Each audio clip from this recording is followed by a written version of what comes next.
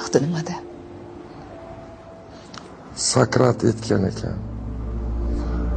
Uylansang ham afsuslanasan, uylanmasang ham afsuslanasan degan ekan. По-моему, erkakning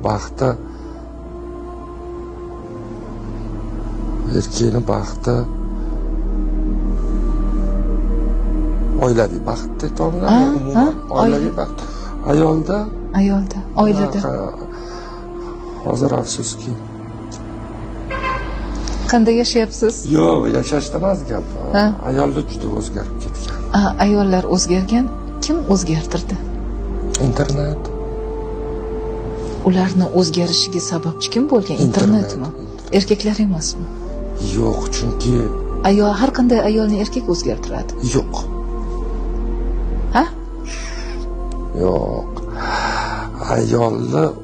Hozirgi ayollarni internet o'zgartirdi. Chunki u yerda juda ko'p qalbaki coachlar, psixolog bo'lib qolgan qizlar. Hozir ayollar ты должен, ты обязан принеси подай. Hammasi pul, mashina, uy. Lekin evaziga men erkinman.